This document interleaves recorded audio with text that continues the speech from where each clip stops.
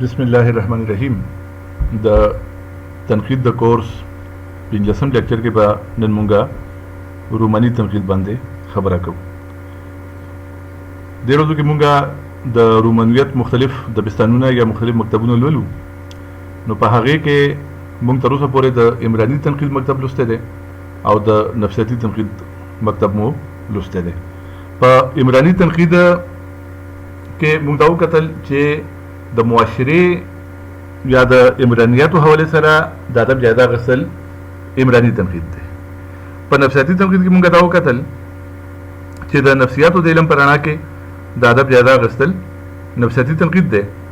नन मुंगा द रूमानी तनकीद पहकल दालुलू चे रूमानी तनकीद सतवाई द रूमानियत पर हवाले सरा चे कले नकात दादब जायदा अखली नो आगा रूमानी तनकीद दे नो दल तस्वादा भी रखेगी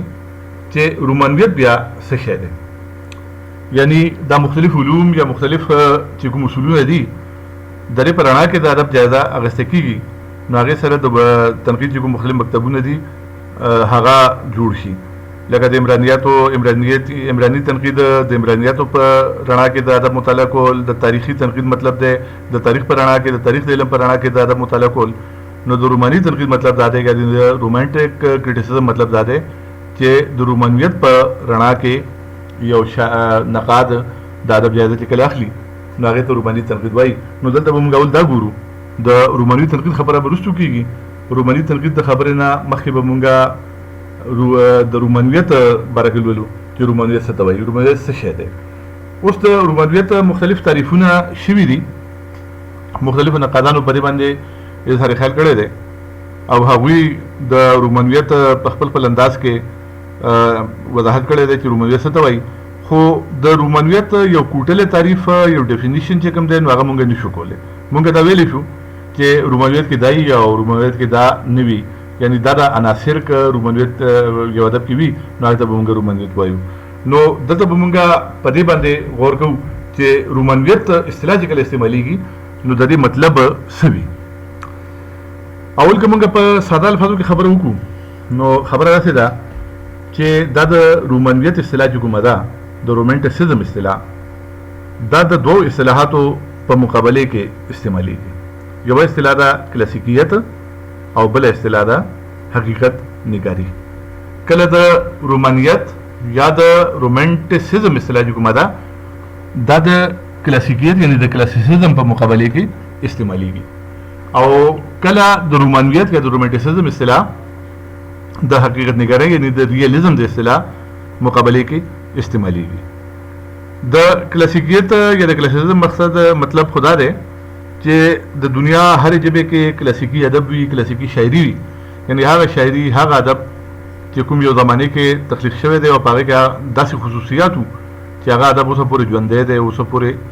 आगा अदब की कुम दे दागी अहमियत मौजूद दे नो दे तो मुंगा क्लासिकी अदब वायु या क्लासिकी शायरी वायु नो दरे मुकाबले के रोमानवी अदब दे नो हर कला चे शायरान दा महसूस हकड़ा चे द क्लासिकी शायरी जो मुसूलून दी और कवानीन दी दागे पाबंदी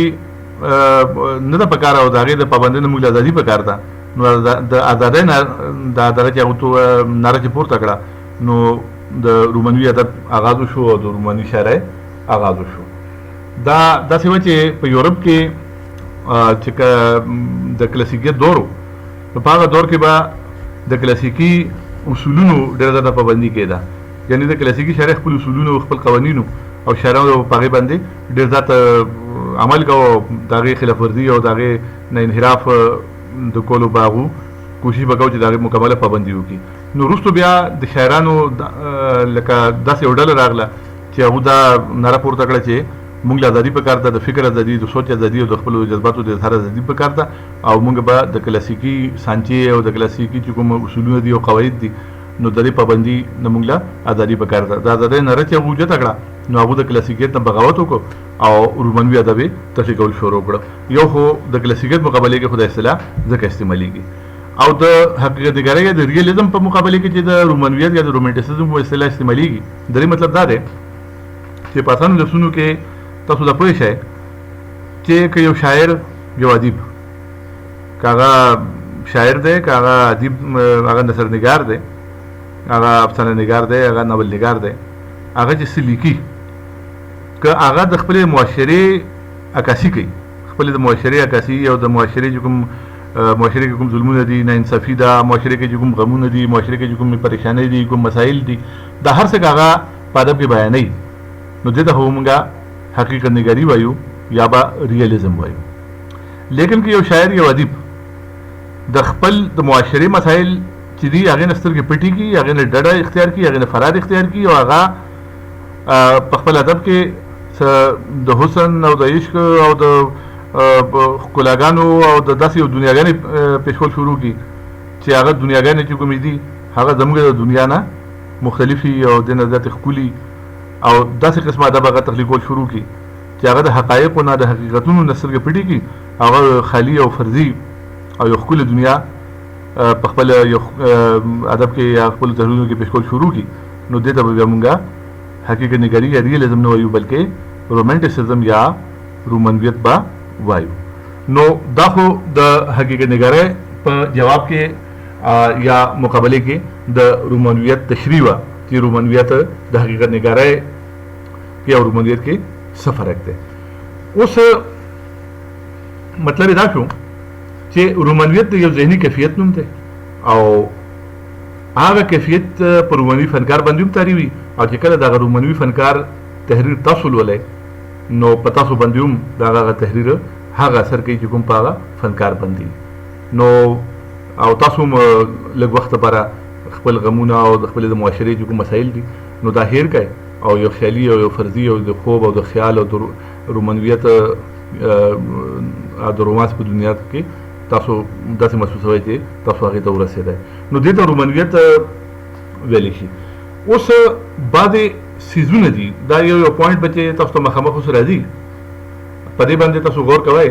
چې دغه هر څه دغه خبرې که په ادب کې وي د چا په تحریر کې چې دغه خبرې وي نو موږ به دا وایو چې دا تحریر رومانوي دی او د فنکار د لیکلو والا رومانوي دی نو هغه عناصر به موږ یو یو ځو او لږ لږ به په هغې نظر اچوو په دې کې دا جذباتیت یو پوینټ دی بل پوینټ حسن دی بل د فطرت مناظر دي بل جذباتي محبت دی او بل مادي پرستی ده او نور هم څه پوینټ دي چې هغه به په بل سلایډ کې تاسو ته مخامخ راځي تاسو ته فلحال په دغې باندې تاسو غور وکړئ جذباتیت دی حسن دی د فطرت مناظر دي جذباتي محبت دی او مادي پرستی ده د اولنی پوینټ چې کوم دی دا جذباتیت دی یعنی رومانوي فنپاره چې کومه ده په هغې کې شدید جذباتیت دي ډېر زیات ایموشنلیزم وي پکې د جذباتو په شدت سره احساس چې کوم دی دا په هغې کې موږ ته میلاویږي او دې سره تاسو یو پوینټ زیات هم کوئ دې ځای کې جذباتیت نه پس د تخیل فراواني یعنی تخیل نه کار په رومانوي ادب کې ډېر زیات اخیستی کېږي د دې نه پس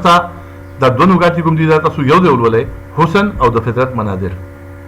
یعنی رومانوي فنکار چې کومي هغه دغه استھیټک سنس چې کومي هغه ډېر زیات د حسن احساس په هغه کې ډېر زیات هغه د حسن نه ډېر متاثر کېږي هغه حسن که د انساني حسن او که هغه حسن د قدرتي مناظرو حسن او هغه حسن هغه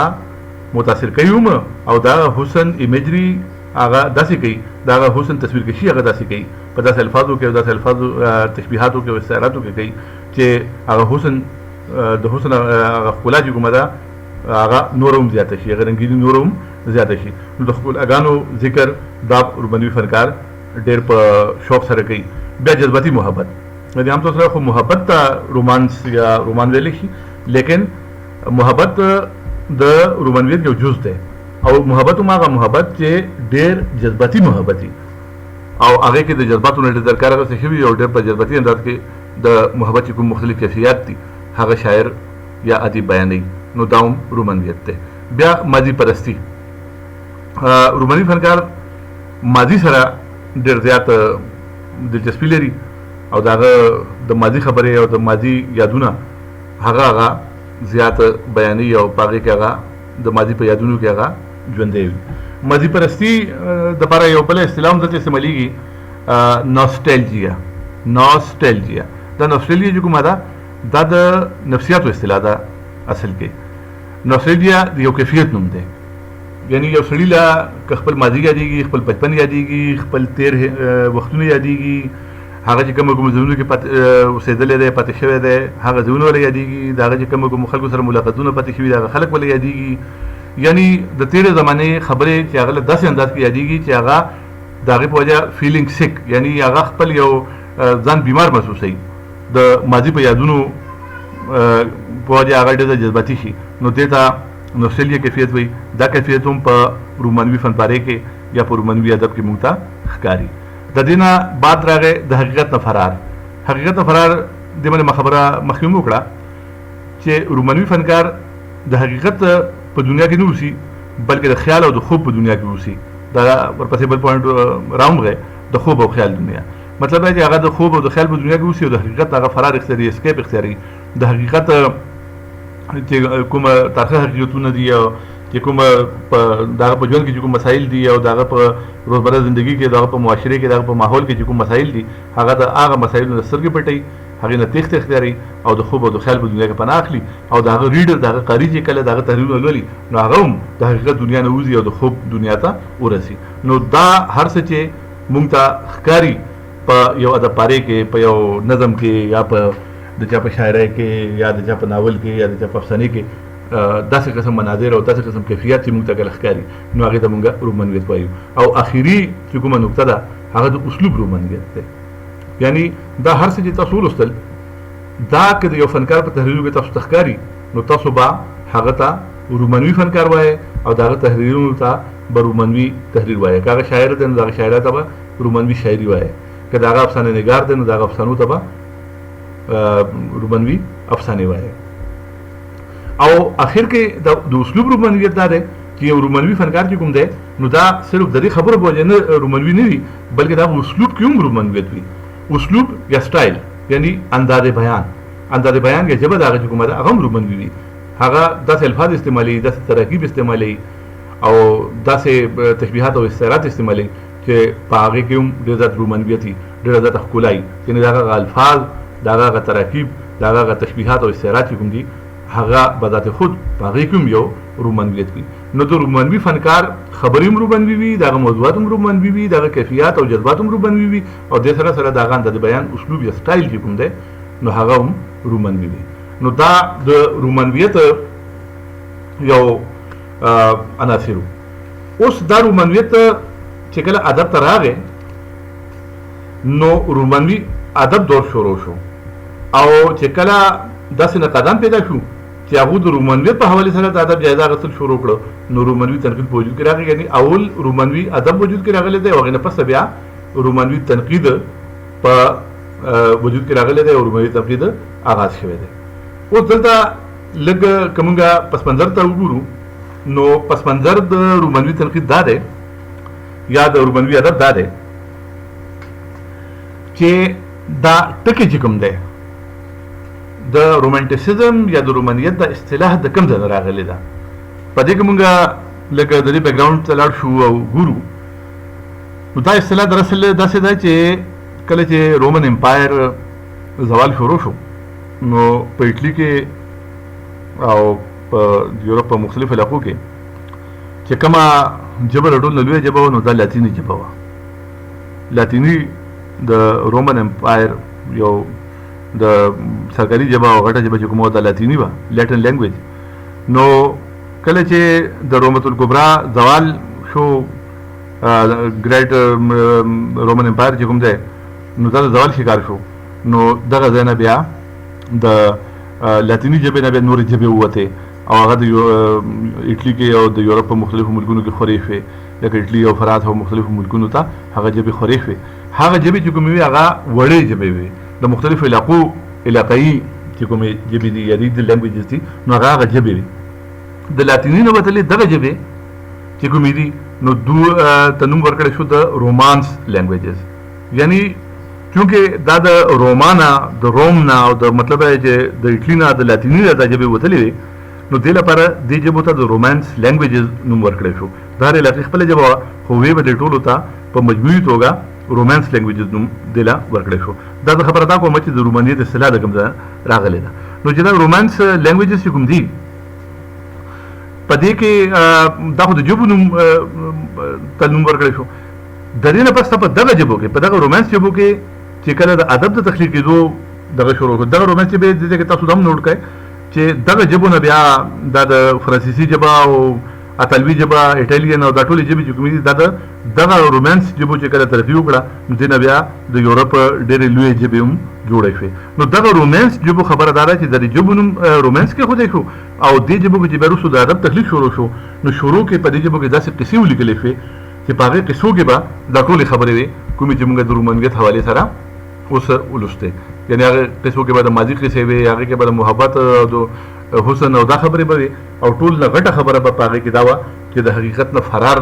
ولا دا خبره چې کومه ده دا هم په هغې کې به، یعنې په هغې قصو کې به د حقیقي زندګۍ قصې نه بیانېدې، د حقیقي زندګۍ واقعیت به نه بیانېدل بلکې فرضي او خیالي قسم واقعیات او فرضي او خیالي دنیا به په هغې کې پیش کېده. د مهم جویانو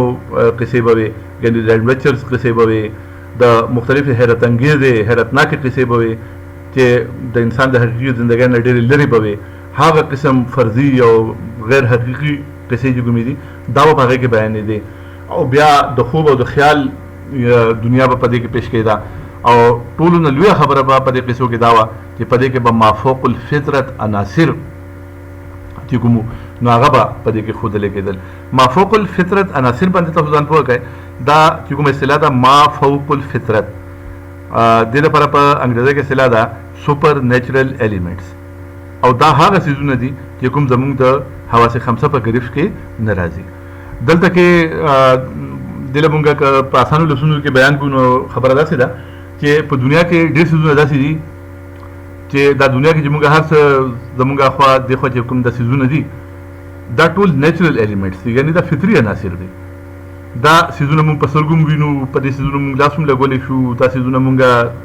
د دوی اواز هم اورېدی شو، دوی مونږ محسوس کولی شو. نو دا ټول فطري عناصر دي یا نیچرل ایلیمنټس دي. د دې نه علاوه بعضې څیزونه داسې دي چې هغه مونږ په سترګو نه وینو، هغو ته مونږ لاس نشو وړلی، د هغو اواز مونږ نه اورو،